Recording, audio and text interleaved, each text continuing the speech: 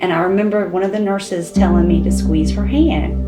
And I started to scream. I'm like, I'm so sorry, I'm so sorry. She's like, no, you scream as loud as you can. It's that medicine. It's the medicine breaking up the clot.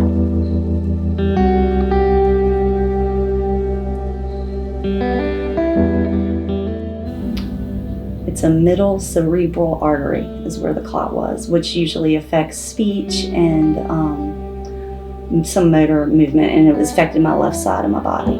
And so I did the PT and the OT and some of my speech therapy sessions at the Now Center out in Short Pump, which is amazing, and the staff out there is amazing, and the therapists that I worked with couldn't have been more patient and more kind, and somebody that cries during therapy, because it's hard, it's frustrating.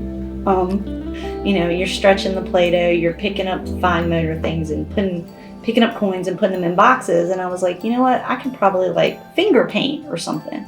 So I kind of started out doing some, just finger painting, and then moved on to let me see if I can try and hold a brush in my hand.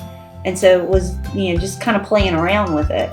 We had kind of been talking about what could we do to show our appreciation and our gratitude and continue the work of the Stroke Center.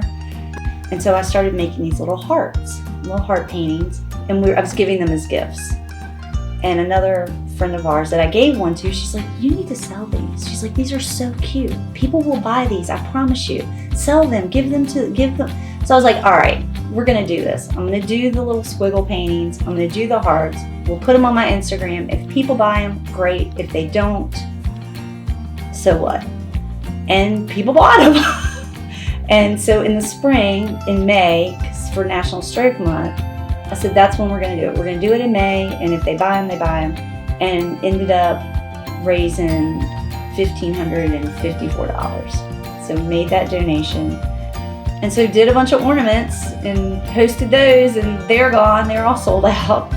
So did a bunch more of the little hearts and some little landscapes to put online in a couple weeks for Christmas. The level of care, especially when I was, oh my gosh, the nurses in the ICU were amazing.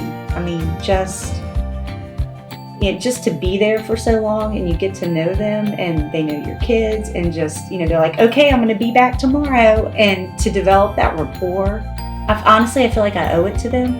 I really do. To me, it is a payment of gratitude. It is something that I can do to thank them, because I honestly, and based on all the doctors, what the doctors have said, if they hadn't gotten that, recognized that I had the clot and gotten it out, my quality of life would be very much deteriorated. So it is my way of saying thank you for giving me back my life.